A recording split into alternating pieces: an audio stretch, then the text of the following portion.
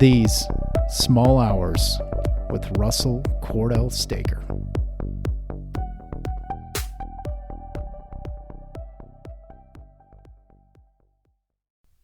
Good evening, my friends. This is Russell Cordell Staker, and you are listening to These Small Hours podcast. I am delighted to be back. It is the eve of Halloween. Happy Halloween. This is my favorite time of the year. I live for the fall. And in Texas, it was a gorgeous day today. We took the family out to a little place out by Marble Falls, Texas, which isn't far from where we live. We actually live in the Lakeway area, which is a suburb of Austin. And about 40-some minutes away from where we live, we went out to a little place called Sweetberry Farm in Marble Falls today, and it was just perfect. The weather has just been delightful after just a brutal hot summer with no rain. And recently we've gotten some rain down here, which has been nice. And man, it was just perfect today. The air was clear. The sun was out. We went to this pumpkin patch. We built a little scarecrow guy. We've named him Jerry.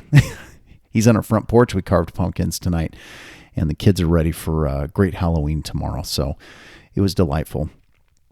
A lot has happened for me in the last 2 months. I've taken a hiatus, and there's a reason for this. In concluding my reading of Walt Whitman and that project, I was alluding to some announcements that are coming. I'm going to make just a couple of brief ones here, but I have stepped back into the corporate realm as a management consultant with a wonderful consulting company, and it's a perfect fit for me.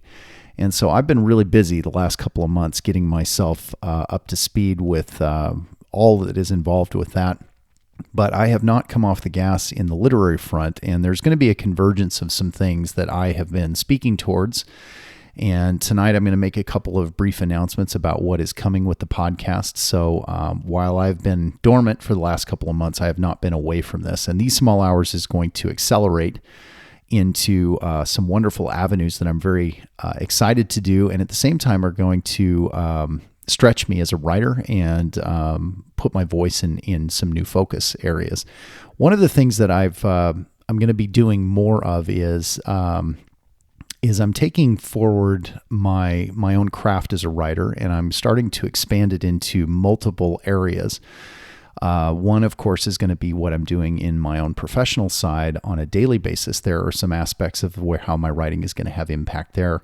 One of the small little focus points of that is I'm going to start publishing some regular commentary in a writing on LinkedIn. And I want to share with you just a brief little piece that I wrote and published on LinkedIn not too long ago. Just to give you a flavor of that. I'm not always going to record those sorts of things here, but I think this one's fitting because it really actually dovetails into a lot of what I've been talking about with Walt Whitman and my reading in the past, and is a further affirmation of what's important to me with language. And so I'm going to read that here briefly before I seg into what this brief little podcast is all about. So let me tee that up here one moment. I wrote the following piece and published this on October 13th, and it is very brief. So I'm going to go ahead and read this, and then after I read this, I want to give a little perspective as to why I shared this, and then this tees up where we're going to go with this brief podcast tonight. I have another little piece that I'm going to read for you in a moment after that, and then kind of set the stage for what's going to come in the months and the year ahead. So very excited about that. This piece, though, as I'd mentioned, this is on the business side of what I'm focusing on. This piece is entitled Narrative Context in Words by Russell Cordell Staker, Management Consulting.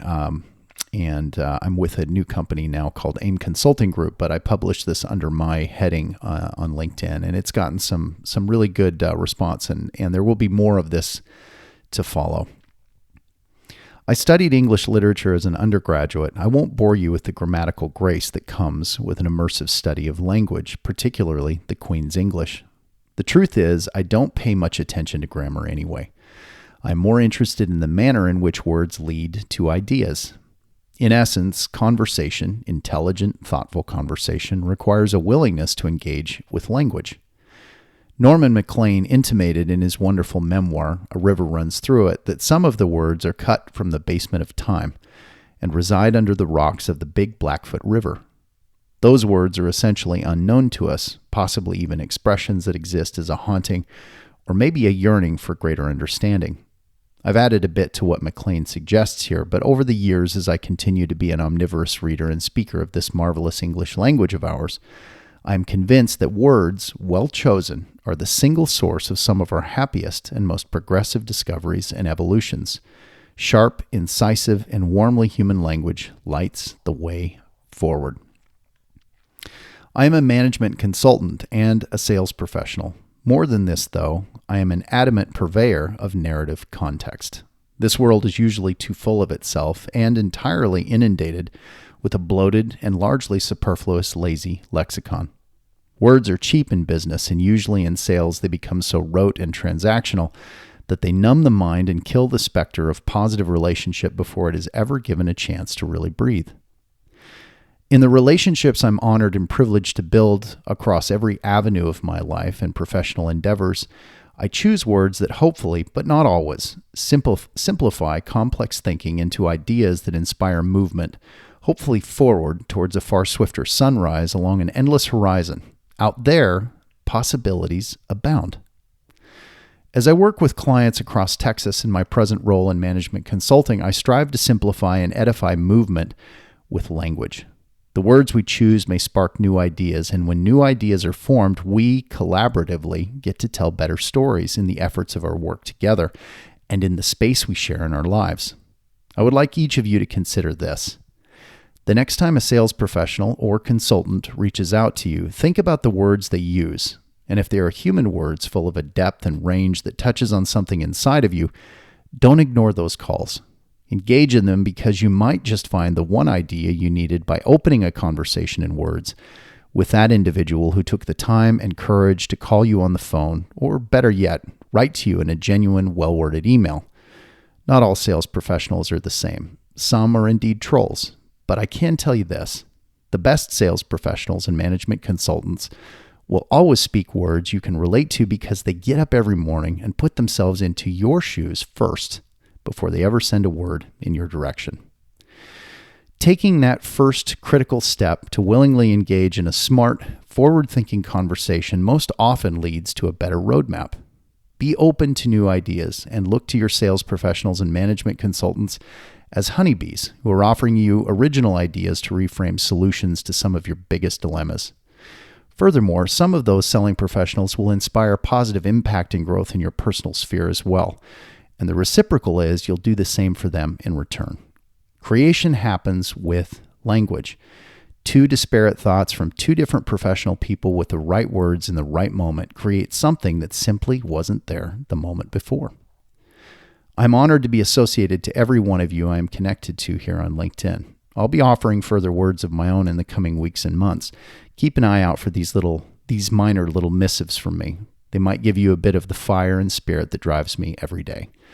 And thank you for taking a moment to read this now. As ever, Russell Cordell Staker, management consultant, sales professional, writer.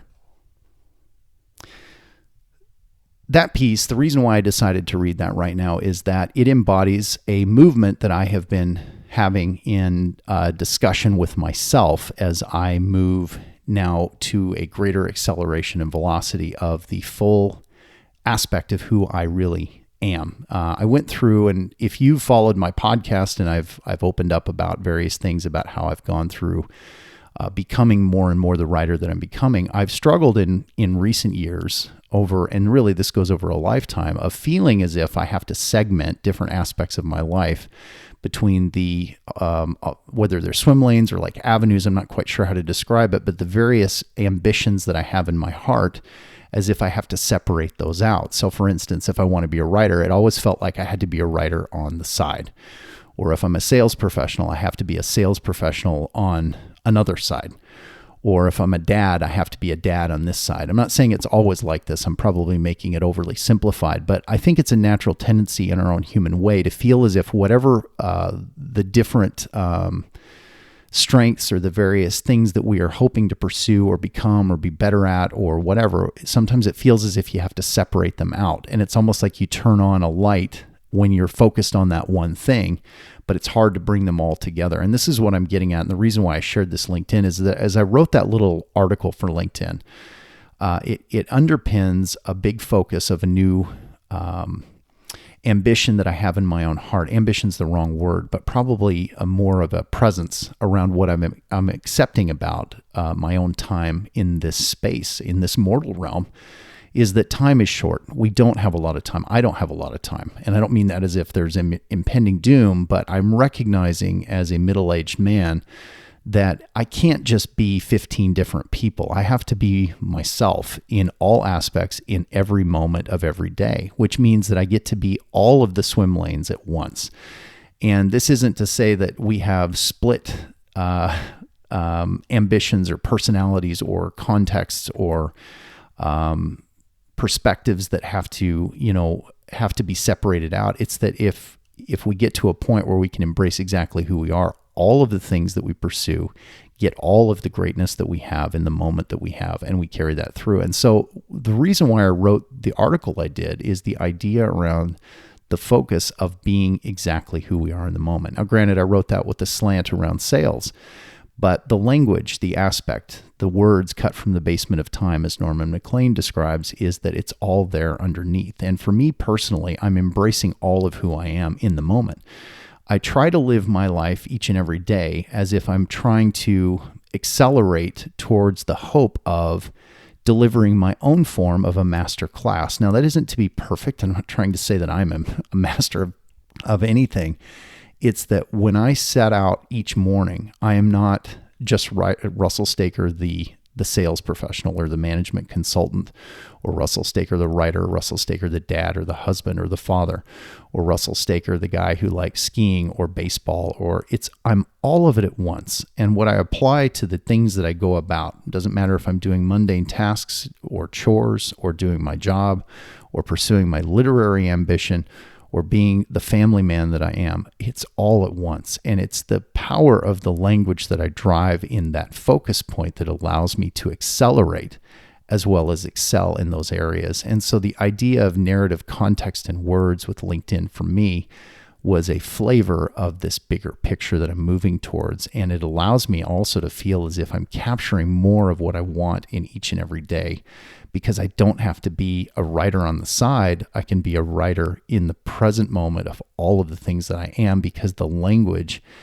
cut from the basement of time is the exact source that drives everything that I am. And my output, regardless of what it is seamless. And I'm feeling that more and more, and I'm accelerating more towards that. And that's the exciting piece and the reason why I felt compelled to read what I wrote on LinkedIn just now. And I may share a few more of those down the road. If you do happen to be on LinkedIn, look me up, Russell Cordell Staker on LinkedIn, and link up with me there. I'd love to connect with you on that side. I have multiple avenues on Substack. I have my website on thesmallhours.com. Obviously, you're listening to my podcast. It's all one and the same, but there's going to be multiple outputs that are going to come, and I'm going to introduce a couple of these here in a moment. Given that tomorrow is Halloween, and by the time I release this, it technically most likely will be Halloween on the East Coast. So I'm recording this at the very end of the day on the 30th of October, but this will start going out on Halloween itself. I thought this would be a fitting way to announce a couple of the movements of where I'm going with the podcast. And I'm going to do that. First of all, I'm going to read a very small but powerful little short story by Edgar Allan Poe, one of my favorite writers. And I'm going to read that here in a moment. It's called The Black Cat, and I think you'll enjoy it. So this is my way of sending out some Halloween love to you, and I think my voice will lend itself well to the voice of Edgar Allan Poe, and I hope you enjoy that. But what I do want to announce right here and right now is that my podcast is going to have 3 different focus points going forward. Now, this is a kind of a generalization of more detail to follow, and you will see this start to unfold in real time as I start to put out more of my own episodes, or at least productions, I guess I should call it. The first is I'm going to start serializing a character that I am writing in my book that I'm writing right now. I'm working on my second novel. I have no idea when that book is going to be done. It'll probably take me a while, but it is a very ambitious literary novel. I'm hard at work on it in the limited amount of time that I have. I can't give it the attention that I would like, but I don't care. I'm going to continue to work on it until it's done. I'm not under any pressure, obviously, because As of right now, the publishing world could give a shit about who I am. It doesn't matter. I'm okay. I'm working on it. I got rejected from the Iowa Writers Workshop as well as the University of Texas Michener Center for Writers after I submitted my novella. I did send out the novella in These Small Hours, which is on this podcast if you want to listen to it, to several publishing houses, and just complete. They didn't care. I'm glad I wrote the book that I did, so it advanced me into, now I'm working on a full-scale novel. But let me get back to what I'm going to do. There is a central character in that novel that I really, really like. He's a cool character, and I am going to start serializing portions, not of the novel. The novel is completely separate. In fact, what I'm going to produce on the podcast has nothing to do with that book whatsoever, except for the fact that this one character, and I'll reveal that in time, is going to start having serial episodes that I'm going to write real short pieces towards, and going to flesh out this character in these episodes. And we're going to let that play out. There's a lot on my mind with that. That's as far as I'm going to go with this right now. So stay tuned. That is going to be an ongoing serial aspect that allows me to delve deeper into the mind, motion, and imagination of this particular character. And it's endless. I think my primer for this is one of my favorite newspaper articles, or not articles, but what do they call it? Comic. I can't even think. It's kind of late. It's been a long day, but Peanuts. So for instance, Charlie Brown, Charles Schulz, and what he created was an environment within that little piece that was ongoing, and it's endless. I mean, Charles Schulz is no longer with us, but he created with Charlie Brown and Peanuts, the entire gang, something that he could write for 50 lifetimes. And I feel with this particular character that I'm going to introduce, it's going to be similar. This is not a comic strip, but it's going to be all of the above. I would call this the Shakespearean form of my expression through one character who can take on all of life in its broad spectral thrust across any moment of time, across the eons of time, and touch on every, at least what I can think of, every possible sort of human aspect and drama and form of humor, and you name it. So this is endless. I'm extremely excited about this. So stay tuned, and I'm going to let this be whatever it's going to be. And as I mentioned, it has nothing to do with the novel that I'm writing, except for the fact that this one character comes from the novel. And when I eventually finish my novel, as I'm doing the serial piece, if anybody's interested in reading that literary aspect, it just takes this character in a completely different direction, which is unexpected and serendipitous. And again, like I said, it's not tied to this other than I'm introducing this character. So that's the first thing. The second aspect will be a continuation of what I've been doing over the last 2 years. I'm going to continue focusing on my reading, which is, of course, the most important aspect of what I do as a writer. Reading for me is like the firewood, and the more I put firewood into the fire, which is, the fire of my heart and in my expression of language, the output is natural. So for years I struggled with this sense like, I have to set aside time to write. And of course I do, but I was looking at it completely wrong. And I believe more firmly now than ever that one of the things that I've done really well my whole life is I've always been a really avid, omnivorous reader, and I'm just accelerating that. And so the second and most important part of this podcast to me is an output of the reading, of the firewood that I put into the fire, and what comes is what comes. I don't really script it. It seems to just feed itself. And there are so many things that I'm going to share, portions of readings, things that come, and a large part of this is from writings that are in the public domain. So I'm not breaking any copyright law, and I'm also not going to be boring in expressing certain things. I'm looking for things that come along in the reading where I will pull 3 or 4 different disparate things that really are not related, and yet it's just like there's this pop that comes. It's a sound in my head that I will express. So that will continue on. There will be various outputs around the essay format that I've done in the past, but I'm also going to be melding in voices of real writers over the expanse of time that have expressed themselves in very unique ways that have also triggered thought for me.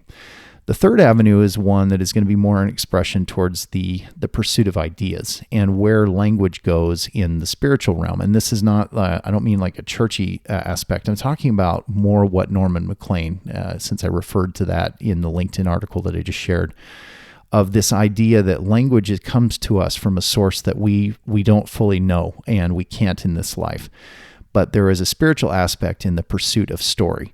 And that's something that I'm going to be touching more on. And this is also something that goes to more of the business writing that I'm going to start doing. I'm a big believer in narrative context. We live lives that can be very linear, and everything's focused on what we think we know, and then the pedigree that we walk around with, the identifying markers that the world says, oh, he went to Harvard Business School, or she went to Johns Hopkins, medical school, or in my case, he studied English at Brigham Young University. And with that, there are labels that come with the titles that we have, and I don't care about that stuff. I think we put too much emphasis on it. And what I want to focus on more is this idea of the power of the spiritual aspect of the language that we drive with in the narrative area. So there's going to be some output around that.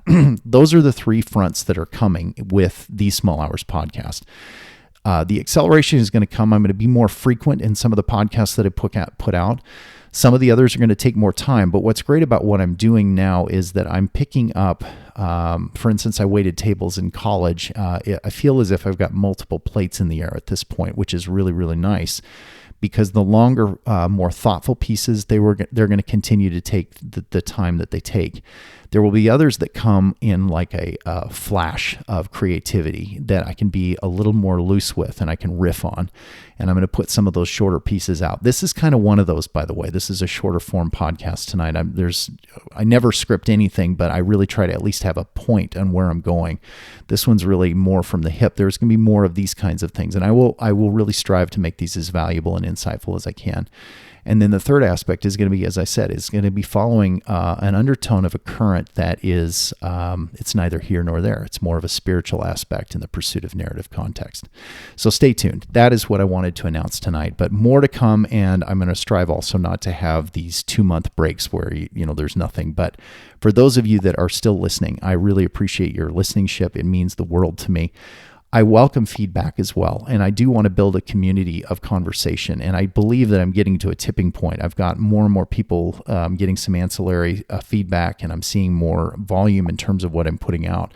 So please take a moment. If there's something that you want to express in terms of just being positive and thoughtful in what you want to exchange, or there's an idea that I triggered that gave you something that is emboldening you in your life to be more your human self, or you have found greater joy in the pursuit of the idea of what language can be, or you're reading, please reach out to me. I'm at russell.staker at let me just say it again. I'm at russell.staker@thesmallhours.com. It's kind of a wordy email, but you can always email me there, and I would be delighted to respond back to you. So with that, now let's turn over to Edgar Allan Poe and the Black Cat.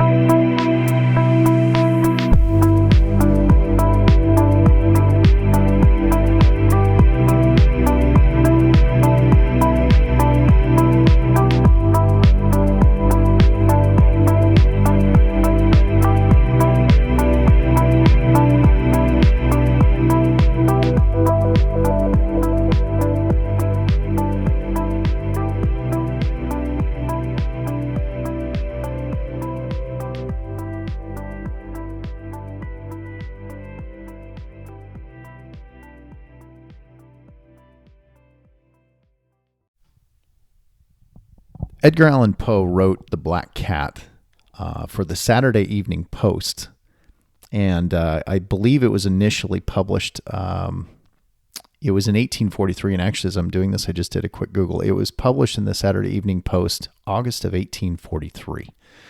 And then it was added to a collection of tales by Edgar Allan Poe 2 years later in 1845. So sit back and enjoy this. This is a very short but powerful story, and I think for Halloween it's fitting. You are going to hear me turn the pages here, so again, I don't have a big studio. I do this in my little writing office here, but we're going to make it work. So sit back, enjoy. And by the way, happy Halloween. This is The Black Cat by Edgar Allan Poe. For the most wild yet most homely narrative which I am about to pen, I neither expect nor solicit belief. Mad indeed would I be to expect it. In a case where my very senses reject their own evidence, yet mad am I not, and very surely do I not dream. But tomorrow I die, and today I would unburden my soul.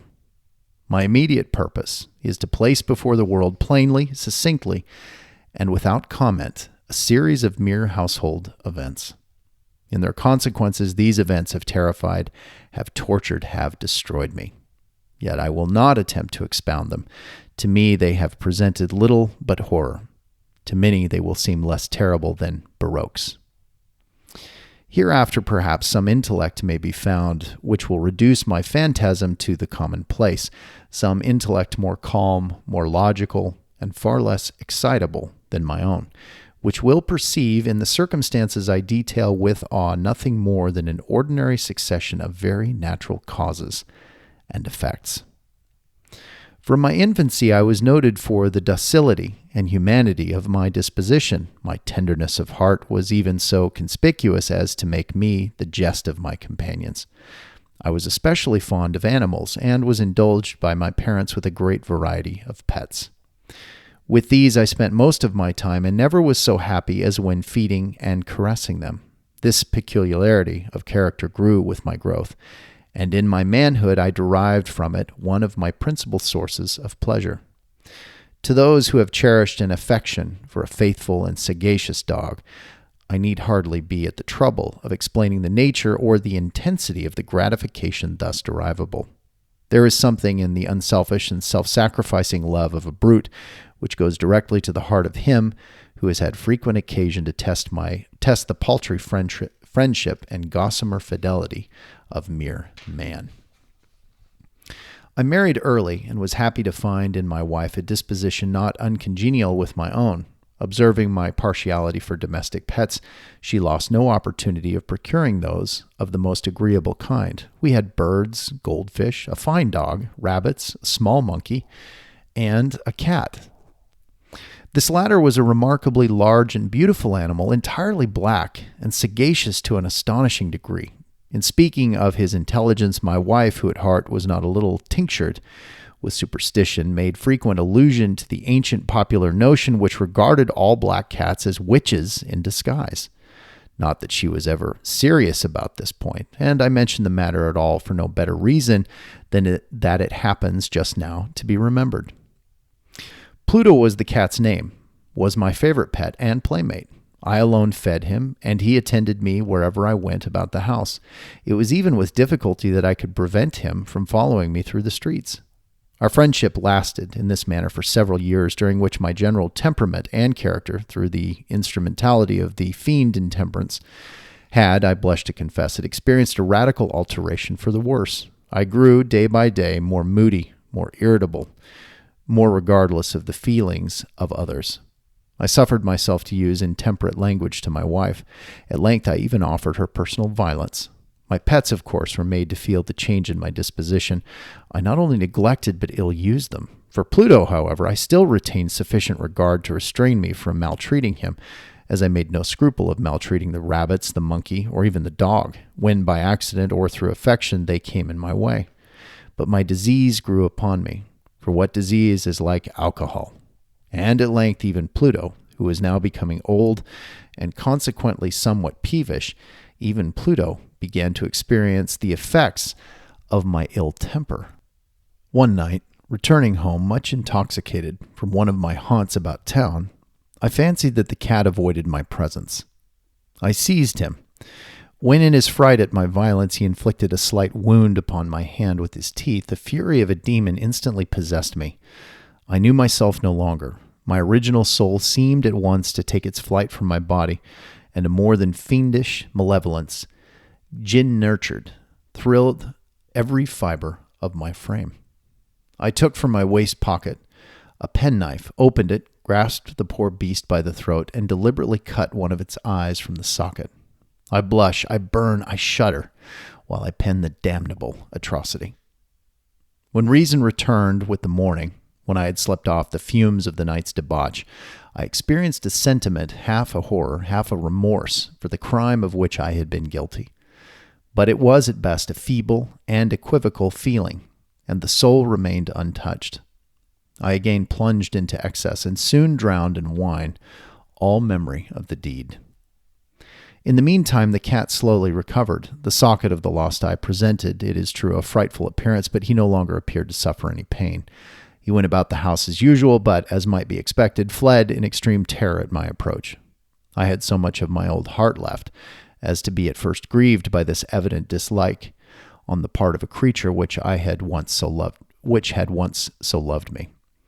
But this feeling soon gave place to irritation, and then came, as if to my final and irrevocable overthrow, the spirit of perverseness. Of this spirit philosophy takes no account, yet I am not mere sure that my soul lives, that I am that perverseness is one of the primitive impulses of the human heart, one of the indivisible primary faculties or sentiments which give direction to the character of man. Who has not 100 times found himself committing a vile or a stupid action for no other reason than because he knows he should not? Have we not a perpetual inclination in the teeth of our best judgment to violate that which is law merely because we understand it to be such?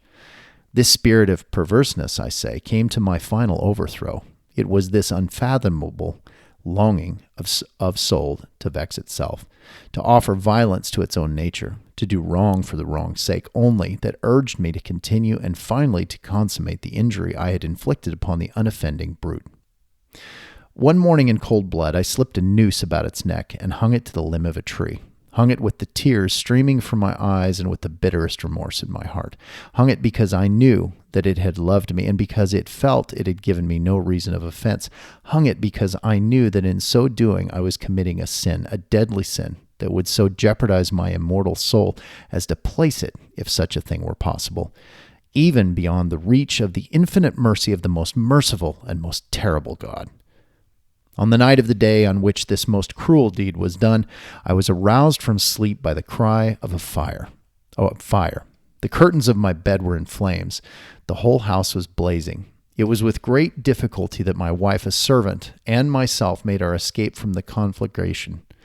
The destruction was complete. My entire worldly wealth was swallowed up, and I resigned myself thenceforward to despair. I am above the weakness of seeking to establish a sequence of cause and effect because the disaster and the atrocity, but I am detailing a chain of facts and wish not to leave even a possible link imperfect. On the day succeeding the fire, I visited the ruins. The walls, with one exception, had fallen in. This exception was found in a compartment wall not very thick, which stood about the middle of the house and against which had rested the head of my bed. The plastering had here, in great measure, resisted the action of the fire, a fact which I attributed to its having been recently spread. About this wall a dense crowd were collected, and many persons seemed to be examining a particular portion of it with very minute and eager attention. The words strange, singular, and other similar expressions excited my curiosity. I approached and saw, as if graven in bas-relief upon the white surface, the figure of a gigantic cat. The impression was given with an accuracy truly marvelous. There was a rope about the animal's neck. When I first beheld this apparition, for which I could scarcely regard it as less, my wonder and my terror were extreme. But at length reflection came to my aid. The cat, I remembered, had been hung in a garden adjacent to the house. Upon the alarm of fire, this garden had been immediately filled by the crowd, by some of whom the animal must have been cut from the tree and thrown, and through an open window into my chamber. This had probably been done with the view of arousing me from sleep. The falling of other walls had compressed the victim of my cruelty into the substance of the freshly spread plaster, the lime of which, with the flames and the ammonia from the carcass, had then accomplished the portraiture as I saw it. Although I thus readily accounted to my reason, if not altogether to my conscience, for the startling fact just detailed, it did not the less fail to make a deep impression upon my fancy. For months I could not rid myself of the phantasm of the cat, and during this period there came back into my spirit a half-sentiment that seemed, but was not, remorse. I went so far as to regret the loss of the animal and to look about me among the vile haunts which I now habitually frequented for another pet of the same species and of somewhat similar appearance with which to supply its place. One night, as I sat half stupefied in a den of more than infamy, my attention was suddenly drawn to some black object reposing upon the head of one of the immense hogsheads of gin, or of rum, which constituted the chief furniture of the apartment. I had been looking steadily at the top of this hogshead for some minutes, and what now caused me surprise was the fact that I had not sooner perceived the object thereupon. I approached it and touched it with my hand. It was a black cat, a very large one, fully as large as Pluto, and closely resembling him in every respect but one. Pluto had not a white hair upon any portion of his body, but this cat had a large, although indefinite splotch of white, covering nearly the whole region of the breast. Upon my touching him, he immediately arose, purred loudly, rubbed against my hand, and appeared delighted with my notice. This, then, was the very creature of which I was in search. I at once offered to purchase it of the landlord, but this person made no claim to it, knew nothing of it, had never seen it before. I continued my caresses, and when I prepared to go home, the animal evinced a disposition to accompany me. I permitted it to do so, occasionally stooping and patting it as I proceeded. When it reached the house, it domesticated itself at once and became immediately a great favorite of my wife. For my own part, I soon found a dislike to it arising within me. This was just the reverse of what I had anticipated, but I knew not how or why it was. Its evident fondness for myself rather disgusted and annoyed me. By slow degrees, these feelings of disgust and annoyance rose into the bitterness of hatred. I avoided the creature, a certain sense of shame, and the remembrance of my former deed of cruelty preventing me from physically abusing it. I did not for some weeks strike or otherwise violently ill-use it. But gradually, very gradually, I came to look upon it with the unutterable loathing and to flee silently from its odious presence as from the breath of a pestilence. What added no doubt to my hatred of the beast was the discovery on the morning after I brought it home that, like Pluto, it also had been deprived of one of its eyes. This circumstance, however, only endeared it to my wife, who, as I have already said, possessed in a high degree that humanity of feeling which had once been my distinguishing trait, and the source of many of my simplest and purest pleasures. With my aversion to this cat, however, its partiality for myself seemed to increase. It followed my footsteps with a pertinacity which it would be difficult to make the reader comprehend. Whenever I sat, it would crouch beneath my chair, or spring upon my knees, covering me with its loathsome caresses. If I arose to walk, it would get between my feet and thus nearly throw me down, or fastening its long and sharp claws in my dress clamber in this manner to my breast. At such times, although I longed to destroy it with a blow, I was yet withheld from so doing, partly from a memory of my former crime, but chiefly, let me contest it at once by absolute dread of the beast. This dread was not exactly a dread of physical evil, and yet I should be at a loss how otherwise to define it. I am almost ashamed to own, yes, even in this felon's cell, I am almost ashamed to own, that the terror and horror with which the animal inspired me had been heightened by one of the merest chimeras it would be possible to conceive. My wife had called my attention more than once to the character of the mark of white hair of which I have spoken, and which constituted the sole visible difference between the strange beast and the one I had destroyed. The reader will remember that this mark, although large, had been originally very indefinite, but by slow degrees nearly imperceptible, and which for a long time my reason struggled to reject as fanciful, it had at length assumed a rigorous distinctness of outline. It was now the representation of an object that I shudder to name, and for this, above all, I loathed and dreaded, and would have rid myself of the monster had I dared. It was now, I say, the image of a ghastly thing, of the gallows. O mournful and terrible engine of horror, of crime, of agony, and of death. and now was I indeed wretched beyond the wretchedness of mere humanity, and a brute beast whose fellow I had contemptuously destroyed, a brute beast to work out for me a man, fashioned in the image of the high God, so much of insufferable woe. Alas, neither by day nor by night knew I the blessing of the rest any more.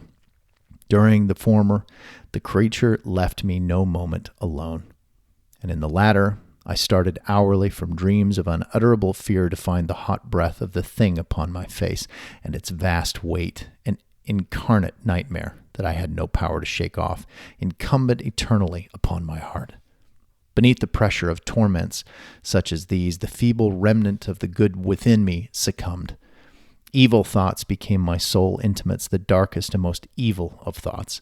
The moodiness of my usual temper increased to hatred of all things and of all mankind, while from the sudden, frequent, and ungovernable outbursts of fury to which I now blindly abandoned myself, my uncomplaining wife, alas, was the most usual and the most patient of sufferers.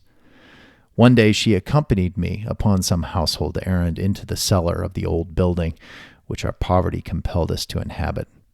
The cat followed me down the steep stairs, and nearly throwing me headlong exasperated me to madness. Uplifting an axe and forgetting in my wrath the childish dread which had hitherto stayed my hand, I aimed a blow at the animal which of course would have proved instantly fatal had it descended as I wished, but this blow was arrested by the hand of my wife. Goaded by the interference in a rage more than demoniacal, I withdrew my arm from her grasp and buried the axe in her brain. She fell dead upon the spot without a groan. This hideous murder accomplished, I set myself forthwith, and with entire deliberation, to the task of concealing the body. I knew that I could not remove it from the house either by day or by night without the risk of being observed by the neighbors.